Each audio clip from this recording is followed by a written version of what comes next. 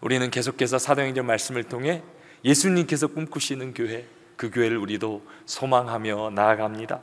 지난주 사도행전 이야기는 사울의 회심이었습니다. 사울은 교회의 원수입니다. 스데반 집사를 돌로 쳐 죽이는 일에 앞장섰고 초대교회 핍박에 주동했던 인물입니다. 이제는 그것도 모자라 그 교회 성도들을 정말 잡아들이기 위해 다메섹까지 쫓아가게 됩니다. 그런데 다메섹 길 선상에서 사울은 빛으로 임하신 예수님을 만나게 됩니다. 그리고 자신이 그토록 핍박하던 예수님께서 내가 기다리던 그리스도라는 사실을 깨닫게 됩니다. 이제 사울은 예수님을 핍박하는 자에서 예수님의 은혜를 전하는 자로 회심을 경험하게 됩니다. 그리고 이것이 예수님이 꿈꾸시는 교회의 모습입니다. 교회는 완전한 사람들이 모인 공동체가 아닙니다. 교회는 죄인들이 은혜 받은 하나님의 은혜로 하나 되어 나아가는 그 공동체가 바로 교회인 것입니다. 오늘 우리가 함께 이제 살펴볼 사도행전의 이야기는 1차 선교 여행입니다. 이제 복음이 유대인을 넘어 이방인들에게까지 전파되는 놀라운 선교 역사가 펼쳐지게 되는데 그 주인공이 바로 사울입니다. 은혜 받은 죄인 사울. 하나님께서 사울을 통해 놀라운 복음의 증거가 일어나도록 그렇게 사용하십니다. 그리고 이 이방인 선교를 위해 사울을 파송한 교회가 바로 오늘 본문의 안디옥 교회입니다. 오늘 보면 사도행전 13장 1절은 이렇게 기록되어 있습니다. 안디옥 교회에 선지자들과 교사들이 있으니. 우리는 이 안디옥 교회를 주목해야 됩니다. 초대교회 시작은 예루살렘이었습니다. 예루살렘에서 오순절 성령 강림을 통해 교회가 시작됩니다. 그리고 예루살렘 교회는 성령의 역사를 통해 큰 부흥을 경험하게 됩니다. 하지만 성령이 역사하시는 무대는 예루살렘 교회에서 여기 안디옥 교회로 넘어가게 됩니다. 그리고 그 이유는 바로 선교입니다. 안디옥 교회는 최초로 이방인들에게 복음을 전한 선교한 교회입니다. 더 나아가 안디옥 교회는 최초로 선교사를 파송한 교회입니다. 예수님이 꿈꾸시는 교회는 바로 선교하는 교회입니다. 이것이 우리가 오늘 기억해야 되는 말씀의 키포인트가 됩니다. 우리 말씀의 키포인트 같이 한번 믿음으로 고백하십니다. 예수님이 꿈꾸시는 교회는 선교하는 교회입니다. 예수님이 꿈꾸시는 교회는 선교하는 교회인데 이 선교적 교회의 모델로 안디옥 교회가 등장하게 됩니다. 이제 안디옥 교회를 통해 선교적인 교회, 예수님이 꿈꾸시는 교회는 어떤 교회인지 우리가 함께 살펴보려고 합니다. 먼저 선교적 교회는 모든 민족으로 제자 삼는 교회입니다. 이것이 오늘 우리가 기억해야 될 첫 번째 말씀의 포인트가 됩니다. 우리 첫 번째 포인트 같이 한번 믿음으로 고백하십니다. 선교적 교회는 모든 민족으로 제자 삼는 교회입니다. 모든 민족으로 제자를 삼는 예수님의 명령은 예수님의 마지막 말씀이자 유언 같은 그런 말씀입니다. 그래서 우리는 이 명령을 Great Commission, 대위임령이라고 말합니다. 하지만 모든 민족으로 제자를 삼으라는 이 명령에 온전히 순종한 교회는 예루살렘 교회가 아니라 안디옥 교회였습니다. 오순절 성령 강림으로 인해 예루살렘의 초대교회가 시작됩니다. 예루살렘 교회 성도들은 큰 박해 가운데 온 유대와 사마리아까지 흩어지게 됩니다. 예루살렘 교회 성도들은 이제 다메섹까지 복음을 전하게 됩니다. 그런데 큰 박해로 인해 흩어진 성도들은 다메섹을 넘어 안디옥이라는 지역까지 가서 복음을 전하게 됩니다. 사도행전 11장 19절은 그래서 이렇게 기록합니다. 그때의 스데반의 일로 일어난 환난으로 말미암아 흩어진 자들이 베니게와 구브로와 안디옥까지 이르러 유대인에게만 말씀을 전하는데, 그렇다면 이 안디옥이란 지역은 어디 있습니까? 안디옥은 예루살렘에서 북쪽으로 한 300마일 떨어진 먼 거리에 있습니다. 예루살렘에서 다메섹까지보다 한 2배 정도 되는 거리라고 생각하시면 됩니다. 안디옥은 로마 제국의 주였던 시리아라는 지역의 수도입니다. 안디옥은 그 당시 인구 50만이 있었던 엄청난 크기의 도시입니다. 로마 제국에선 세 번째 큰 도시가 됩니다. 초대교회 성도들은 먼저 누구에게 복음을 전합니까? 유대인들에게만 복음을 전하였다라고 성경은 말합니다.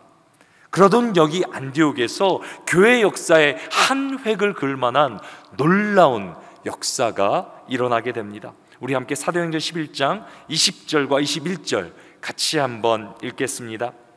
그 중에 그브로와 구레네 몇 사람이 안디옥에 이르러 헬라인에게도 말하여 주 예수를 전파하니 주의 손이 그들과 함께 하심에 수많은 사람들이 믿고 주께 돌아오더라. 그때까지는 초대교회가 유대인들에게만 대상으로 복음을 전하다가 이제 안디옥에 와서 유대인을 넘어 이방인들까지도 복음을 전하는 놀라운 역사가 일어나게 됩니다. 더욱 놀라운 것은 이방인 선교가 사도나 어떤 리더들에 의해 주도된 것이 아니라 이름도 직분도 모르는 몇 성도들에 의해 이 이방인 선교가 시작됐다라는 사실입니다. 이제 주님의 손이 그들과 함께 있어 수많은 이방인들이 이제 이곳에 돌아오게 됩니다. 그리고 이 부흥을 통해 안디옥 교회가 세워지게 됩니다. 그래서 오늘 본문은 안디옥 교회 리더들을 이렇게 소개합니다. 오늘 본문 1절 우리 같이 한번 읽겠습니다. 안디옥 교회의 선지자들과 교사들이 있으니 곧 바나바와 니게르라 하는 시므온과 그레네 사람 루기오와 분봉왕 헤롯의 젖동생 마나엔과 및 사울이라. 안디옥 교회에는 5명의 리더가 있었습니다. 바나바와 시므온, 루기오와 마나엔, 그리고 마지막으로 사울입니다. 5명의 리더 중에 첫 번째로 등장하는 사람은 바나바입니다. 바나바는 레위 지파 출신으로 헬라파 유대인입니다. 일찍이 예수님을 믿고 성령 충만함으로 자신의 삶과 더불어 자신의 전 재산을 주께 헌신하게 됩니다. 원래 본명은 요셉이지만 사도들은 위로의 사람이라는 바나바라는 이름을 붙여주고 이 이름으로 불리게 됩니다. 바나바는 예루살렘 교회의 중요한 리더 중에 한 사람이었습니다. 예루살렘 교회는 안디옥에 큰 부흥이 일어났음을 그 소식을 듣고 바나바를 그 교회를 섬기는 목회자로 파송하게 됩니다. 성경은 바나바를 착한 사람이요 성령과 믿음이 충만한 사람이었다라고 소개합니다. 바나바의 리더십을 통해 이제 안디옥 교회는 큰 부흥을 경험하게 됩니다. 안디옥 교회 두 번째 리더는 니게르라 하는 시므온입니다. 여기 니게르라라는 그런 말은 검다라는 의미로 그 당시 아프리카 출신을 이렇게 가리킬 때 사용되는 수식어였습니다. 그래서 성경학자들은 시므온을 흑인으로 보는 견해가 많이 있습니다. 안디옥 교회 세 번째 리더는 구레네 사람 루기오입니다. 구레네는 지금 북아프리카의 리비아 지역입니다. 루기오는 북아프리카 출신인 것 외에 다른 정보를 우리는 이렇게 알 수가 없습니다. 안디옥 교회 네 번째 리더는 분봉왕 헤롯의 젖동생 마나엔이라고 이렇게 장황하게 설명이 되어 있습니다. 그 당시 젖동생이란 왕자들과 함께 어린 시절을 보낸 아이를 의미합니다. 마나엔과 함께 자란 분봉왕 헤롯은 헤롯 대왕의 막내 아들입니다. 그리고 나중에 갈릴리 지역을 이렇게 지배한 왕이 됩니다. 신약 성경에서는 세례 요한을 죽이고 예수님을 재판한 왕으로 소개됩니다. 그런 분봉왕 헤롯의 젖동생인 마나엔은 그 당시 상당히 높은 지배 계층 출신이었을 것입니다. 로마의 지배를 받던 유대인들에게는 가시 같은 껄끄러운 존재였을 것입니다. 이제 마지막으로 안디옥 교회 리더는 사울입니다. 우리가 잘 아는 대로 사울은 교회를 핍박한 사람입니다. 상식적으로 교회 리더는커녕 멤버로도 구성원으로도 교인으로도 받아들이기 쉽지 않은 사람입니다. 사울은 예수님을 만나 회심을 했지만 누가 사울의 진심을 알아줄 수 있겠습니까? 그때 사울을 믿어주고 이끌어준 사람이 바로 바나바였습니다. 바나바는 변화된 사울을 예루살렘 교회에 소개시켜주고 나중에는 안디옥 교회에 불러 함께 사역을 하게 됩니다. 제가 소개해드린 대로 이같이 안디옥 교회 리더들은 너무나 다양하고 너무나 달라도 너무 달랐습니다. 출신도 다르고 배경도 달랐습니다. 리더들도 이런데 안디옥 교회 성도들은 더 다양했을 것입니다. 세상에서는 절대로 어울릴 수 없었던 사람들이 모인 곳이 바로 안디옥 교회입니다. 세상에서 절대 소망 없고 어울릴 수도 없는 사람들이 예수님의 은혜를 깨달아 사랑으로 하나됨을 이룬 교회가 바로 오늘 우리가 본문에서 보고 있는 안디옥 교회입니다. 철저한 계급 사회를 이루고 있었던 로마 문화 가운데 안디옥 교회는 존재 자체가 충격이었습니다. 사회적 혁명이었습니다. 안디옥 교회는 완벽한 사람들이 모인 곳이 아닙니다. 은혜 받은 죄인들이 하나됨을 이룬 놀라운, 세상에서는 발견할 수 없는 공동체였습니다. 그런데 이것이 예수님이 꿈꾸시는 선교적 교회입니다. 그런 안디옥 교회 성도들을 향해 세상 사람들이 이렇게 부르기 시작합니다. 우리 사도행전 11장 26절 말씀 같이 한번 읽어보겠습니다. 제자들이 안디옥에서 비로소 그리스도인이라 일컬음을 받게 되었더라. 여러분들 크리스찬이라는 단어 말 들어보셨을 것입니다. 크리스찬, 그리스도인. 이들이 누구입니까? 그리스도를 따르는 사람이자 그리스도를 닮은 사람을 말합니다. 근데 그리스도인이란 이 용어는 교회에서 사용한 말이 아닙니다. 세상이 안디옥 교인들을 향해 불렀던 명칭입니다. 저들은 그리스도인이야. 저들은 그리스도를 따르는 사람이야. 그리스도를 닮은 사람이야. 저 사람들이 하나일 수 있는 이유는 그리스도 때문이야. 세상은 안디옥 교회 성도들을 통해 그리스도인이라 부르며 안디옥 교회를 통해 예수님을 증거하기 시작합니다. 얼마나 놀라운 일입니까? 사랑하는 성도 여러분, 이런 안디옥 교회에 일어난 역사가 우리 교회 가운데도 일어나기를 주님의 이름으로 축원합니다. 충영 선교교회 성도들은 그리스도를 따르는 사람이야. 그리스도를 닮은 사람이야. 저 사람은 진짜 크리스찬이야. 정말 그리스도인이야. 세상을 통해 우리가 그리스도인이라는 말을 듣게 된다면, 우리를 통해 그리스도가 세상 가운데 증거되게 된다면 그것보다 더 큰 영광이 어디 있겠습니까? 저는 세상이 우리를 통해, 우리 충현선교회를 통해 예수 그리스도를 증거하게 되기를 주님의 이름으로 축원합니다. 그렇다면 안디옥 교회가 정말 예수 그리스도만을 증거하는 이 선교적 교회, 주님의 은혜로 하나 될 수 있는 교회가 될 수 있었던 비결은 무엇입니까? 그 비결은 바로 성령의 역사입니다. 선교적 교회는 성령으로 역사하는 교회입니다. 이것이 오늘 우리가 기억해야 될 두 번째 포인트가 됩니다. 우리 같이 한번 두 번째 포인트, 믿음으로 고백하십니다. 선교적 교회는 성령으로 역사하는 교회입니다. 안디옥 교회는 이제 자신들, 유대인을 넘어 이방인들에게 복음을 전함으로 선교적 교회를 살아갑니다. 그런데 유대인으로서 이방인들에게 복음을 전하는 일은 얼마나 힘든 일입니까? 그들에게는 죽기만큼 힘든 일입니다. 그 당시 유대인들은 이방인들과 대화조차 나누지 않았습니다. 이방인들의 우상 숭배와 도덕성을 멸시하고 그들을 부정하게 여겼습니다. 이방인과 접촉하는 것조차 금지하며 죄악시했습니다. 그랬기에 모든 민족으로 제자를 삼으라는 예수님의 명령은 유대 배경을 가진 초대교회 성도들에게는 불가능한 일이었습니다. 하지만 오늘 본문은 안디옥 교회 가운데 그 불가능이 가능하게 된 그 비결을 우리에게 이렇게 소개합니다. 오늘 본문 2절 우리 같이 한번 읽도록 하겠습니다.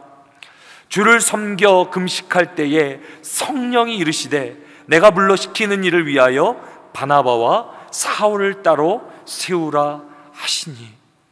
그들이 도저히 불가능한 일, 감당할 수 없는 일이 어떻게 이루어지게 됩니까? 성령이 이르시되. 안디옥 교회는 자신들의 경험과 판단과 능력을 의지하지 않았습니다. 안디옥 교회의 탁월함은 어디에 있습니까? 성령 하나님 말씀에 민감하게 반응하며 그 말씀에 순종한 것, 그것이 안디옥 교회의 탁월함이었습니다. 선교의 오직 주체는 성령 하나님이십니다. 선교를 시작하신 분도 성령님이시고 선교를 이루시는 분도 성령님이십니다.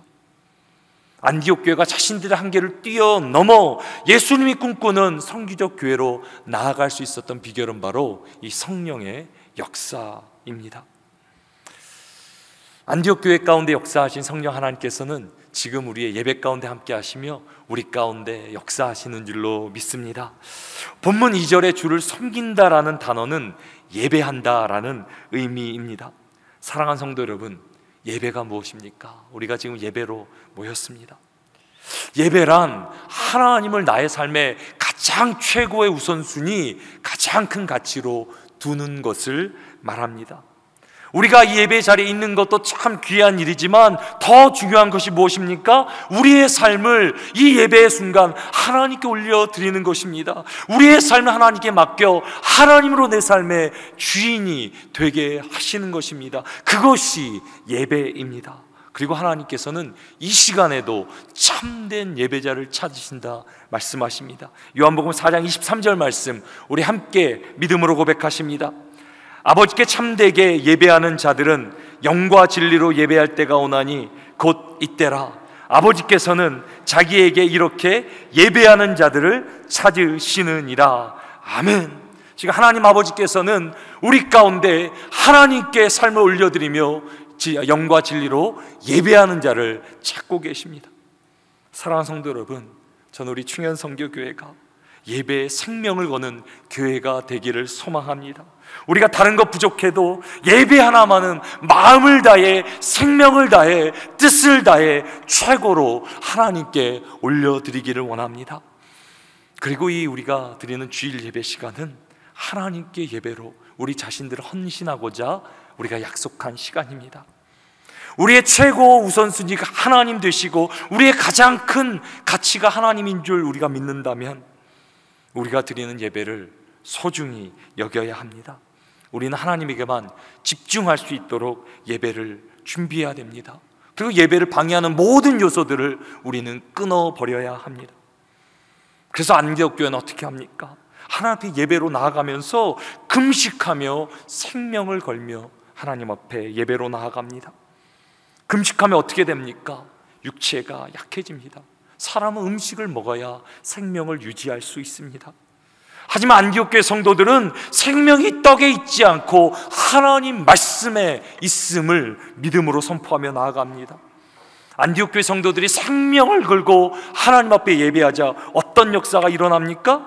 안디옥 교회 가운데 성령 하나님께서 강하게 역사하시며 그들 가운데 말씀하기 시작하십니다. 사도행전 13장 2절 제가 읽어드립니다. 주를 섬겨 금식할 때에 성령이 이르시되 내가 불러 시키는 일을 위하여 바나바와 사울을 따로 세우라 하시니. 성령님은 안디옥 교회 가운데 강하게 역사하시며 내가 불러 시키는 일을 위해 바나바와 사울을 따로 세우라 라고 말씀하십니다. 바나바와 사울이 누구입니까?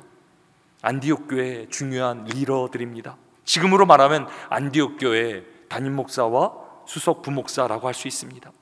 안디옥 교회에 빠져서는 안 될 중요한 사람들입니다. 성령님께서 강하게 역사하시며 말씀하시는데 그 말씀이 이해가 되지 않았을 것입니다. 납득이 되지 않았을 것입니다. 인간의 상식으로는 도저히 할 수도 없고 불가능한 일이었습니다. 하지만 안디옥 교회는 성령님의 말씀에 어떻게 반응합니까? 오늘 보면 3절 우리 함께 읽겠습니다. 이에 금식하고 기도하고 두 사람에게 안수하여 보내니라. 안디옥 교회 성도들은 성령님의 말씀을 판단하지 않습니다. 자신들의 경험으로 생각으로 그 말씀을 판단하는 것이 아니라 금식과 기도로 나아갑니다. 자신들의 경험과 생각과 판단과 모든 것을 내려놓고 성령님의 말씀에 순복하며 하나님의 뜻을 이루게 됩니다. 그래서 그들은 이해가 되지 않았지만, 납득이 되지 않았지만, 그렇게 할 수도 없지만 성령님의 말씀에 의지하여 바나바와 사울을 파송하기에 이릅니다. 선교적 교회는 어떤 교회입니까? 선교적 교회는 성령 하나님 말씀에 순종하여 땅끝까지 파송할 수 있는 교회가 선교적 교회입니다. 이것이 오늘 우리가 기억해야 될 마지막 포인트가 됩니다. 우리 같이 세 번째 포인트 함께 믿음으로 고백하십니다. 선교적 교회는 땅끝으로 파송하는 교회입니다. 주님께서 우리에게 땅끝까지 이르러 내 증인이 되라 말씀하십니다. 땅끝이란 그저 먼 곳이 아닙니다. 땅끝이란 우리가 도무지 알 수 없는 미지의 땅을 의미합니다. 땅끝이란 우리가 우리의 능력으로 도저히 갈 수 없는 땅을 의미합니다. 우리가 알 수도 없고 우리의 능력으로 갈 수도 없지만 성령님께서 이끌어 주시며 함께 하시는 땅이 바로 땅끝입니다. 안디옥 교회는 성령님의 말씀에 순종하여 자신들의 불가능한 일을, 자신들의 한계를 넘어서는 일을 이루게 됩니다. 성령님이 이끌어 주시는 땅끝을 향해 함께 나아갑니다. 선교적 교회는 안디옥 교회 같이 성령님의 말씀에 순종하며 그 땅끝을 향해 성령님께 나아가는 교회입니다.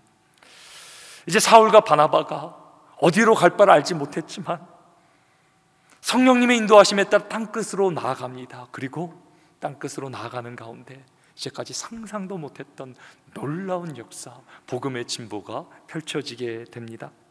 이제 사울은 선교 여행을 시작하며 자신의 히브리 이름인 사울이라는 이름 대신 헬라 이름 바울이라는 이름으로 활동하게 됩니다.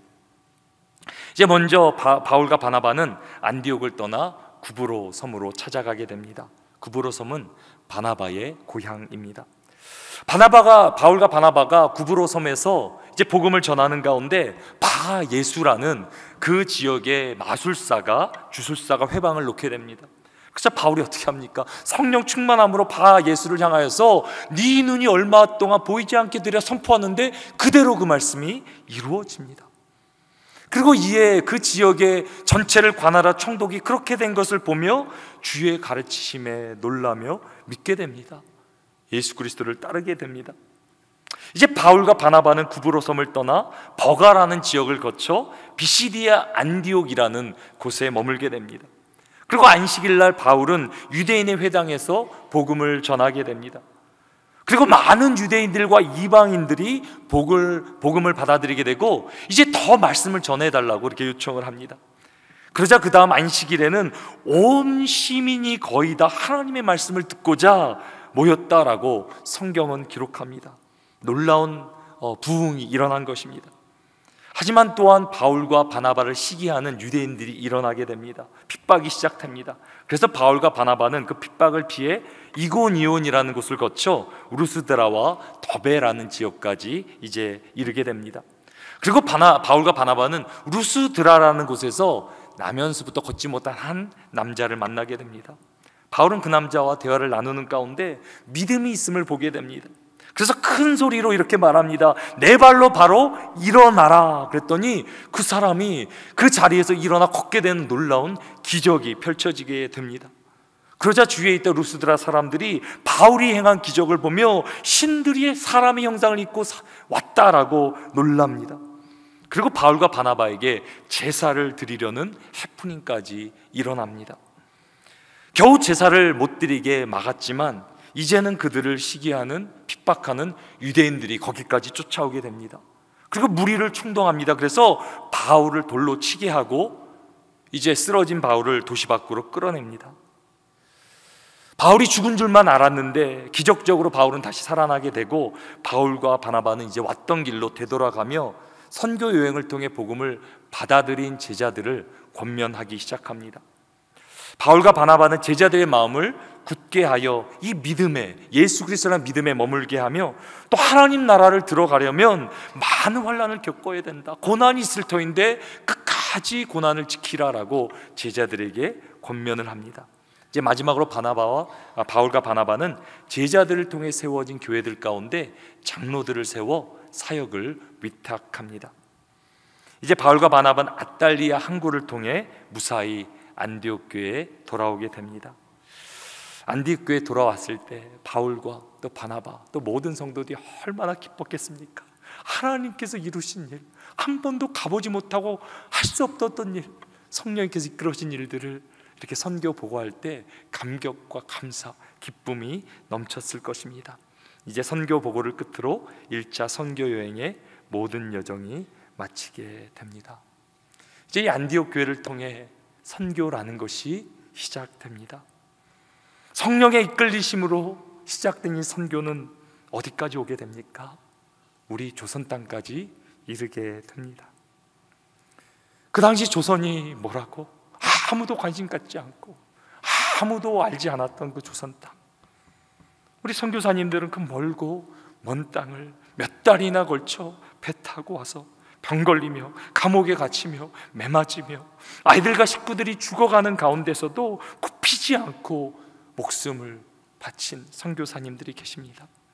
그 당시 기록에 보면 미국에서 우리 조선까지 오는데 30일이 걸려 들어왔다라는 선교사님들의 기록이 있습니다.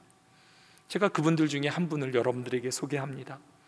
바로 25세, 25살에 정말 꽃다운 나이에 조선 땅에 순교하신 루비 라헬 캔드릭이라는 여자 선교사님이십니다.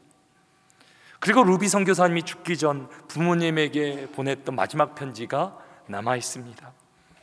제가 이 편지의 내용을 여러분들에게 읽어드리도록 하겠습니다.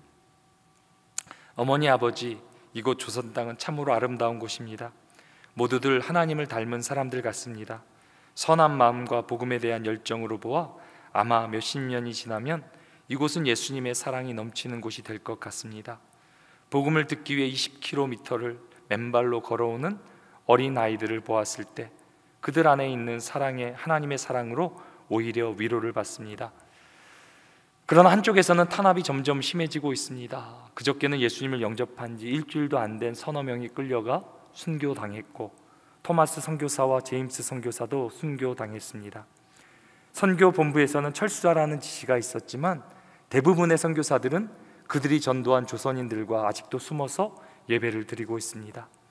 그들은 모두가 순교할 작정인가 봅니다. 오늘 밤은 유난히도 고향에 돌아가고 싶습니다.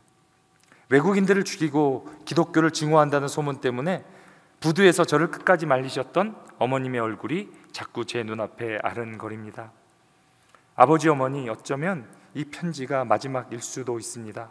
제가 이곳에 오기 전 뒤뜰에 심었던 한 알의 씨앗이 이제 내년이면 꽃으로 활짝 피겠죠.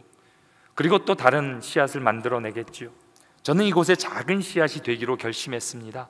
제가 씨앗이 되어 이 땅에 묻히게 되었을 때 아마 하나님의 시간이 되면 조선 땅에는 많은 꽃들이 피고 그들도 여러 나라에서 씨앗이 될 것입니다. 저는 이 땅에 저의 심장을 묻겠습니다. 바로 이것은 저의 조선을 향한 열정이 아니라 하나님의 조선을 향한 열정이라는 것을 알게 되었습니다. 아버지, 어머니, 사랑합니다. 안디옥 교회에서 시작한 그 복음이, 선교가 우리 조선 땅을 밟게 되었습니다. 수많은 선교사님들이 조선 땅을 밟게 되었는데 이 루비 선교사님은 25살 꽃다운 나이로 조선 땅에서 순교하게 됩니다. 한국의 양화진이라는 곳에는 선교사님들을 위한 묘가 있는데요, 묘지가 있는데 루비 선교사님 묘비에는 이런 선교사님의 말씀이 기록되어 있습니다. If I had 1,000 lives to give, Korea should have them all. 만일 나에게 1,000개의 목숨이 있다면 나는 그것을 모두 한국에게 주고 싶습니다. 안디옥 교회에서 시작된 성령의 역사, 성령의 부르심, 그 선교가 결국 조선 땅까지 이르게 되었고 우리를 살렸습니다. 그래서 우리가 이 시간 예배를 드릴 수 있는 것입니다. 그리고 이 선교는 아직도 멈추지 않았습니다. 이제는 우리를 통해 지금도 진행되고 있습니다. 그래서 우리 충현선교교회는 이번 성령 하나님께 이끄시는 땅끝으로 페루와 도미니카 공화국에 단기 선교팀을 파송했습니다. 제가 선교팀들 얘기를 들어보니까 정말 갈 수 없는 상황들, 정말 우리가 할 수 없는 일들이 너무 많이 있었습니다. 그럼에도 불구하고 성령 하나님의 부르심에 순종하는 마음으로 페루와 도미니카 공화국을 갔습니다.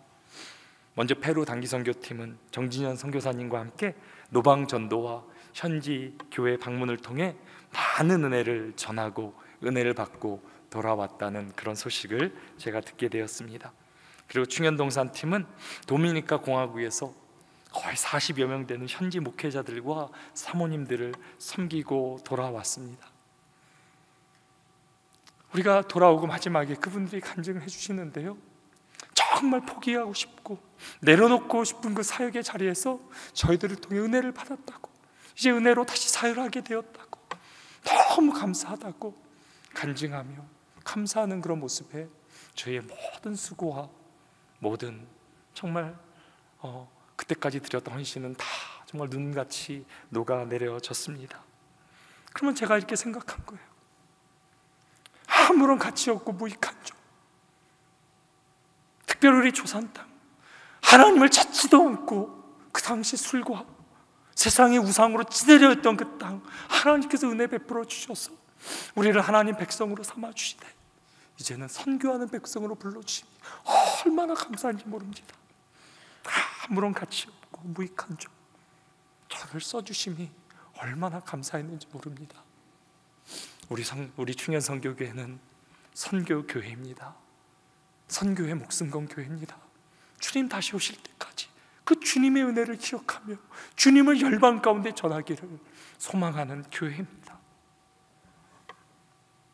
그리고 우리는 그저 우리의 삶을 드렸는데 하나님께서 놀랍게 우리 가운데 역사하시기 시작하십니다. 이번에 한 분은, 우리 팀원 중에 한 분은 절대로 지금 그 상황 가운데 선교를 갈 수 없는 상황입니다. 근데 선교를 다 마치고 돌아오는 그 공항에서 아내가 이렇게 이메일을 주셨는데, 내가 해결할 수 없는 그 불가능한 상황이 해결되었다라고 이메일을 주신 거예요. 제가 얼마나 감사한지. 무익한 종, 아무런 가치 없는 종, 우리는 주님의 영광을 위해 달려갔는데, 성령의 부르심에 이끌려 나갔는데 하나님은 우리를 더 큰 놀라운 은혜로, 영광으로 인도하고 계심을 깨달았습니다. 하나님의 나라를 구할 때 하나님께서 그 모든 것들을 우리 가운데 더하여 주시는 줄 믿습니다. 하나님께 붙들림 받을 때 하나님께서 더 큰 간증들을 주셔서 세상 가운데 하나님 살아계심을 우리 모두로 증거하게 하실 줄 믿습니다. 예수님이 꿈꾸시는 교회는 어떤 교회입니까? 선교하는 교회입니다.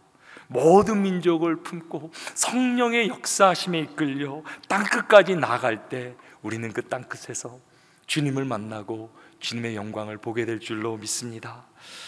사랑하는 성도 여러분, 그렇다면 여러분들의 땅끝은 어디입니까? 땅끝은 그저 멀리 있는 곳이 아닙니다. 성령님께서 지금 나를 이끌어 주시는 그곳이 바로 땅끝입니다. 땅끝은 내가 도저히 내 힘으로 감당할 수 없고 내 능력으로 갈 수 없는 그곳이 바로 땅끝입니다. 나에게 땅끝은 내 힘으로 도저히 용서할 수 없는 그 사람이 나의 땅끝일 수 있습니다. 나에게 땅끝은 내가 복음을 반드시 전해야 되는 그 사람, 절대 움직일 것 같지 않지만 내가 반드시 복음의 사명을 감당해야 될 그 사람이 나의 땅끝일 수 있습니다. 또 하나님께서 우리의 일터로 보내십니다. 그저 무엇을 먹을까 마실까 입을까가 아니라 하나님의 영광을 위해 우리의 땅끝으로 부르십니다. 혹시 여러분들 가운데서는 하나님께서 특별하게 또 선교지로 다른 민족을 품도록 부르시는 분들도 분명히 계실 것입니다. 성령님께서 말씀하시면 순종하시기 바랍니다. 나가시기 바랍니다.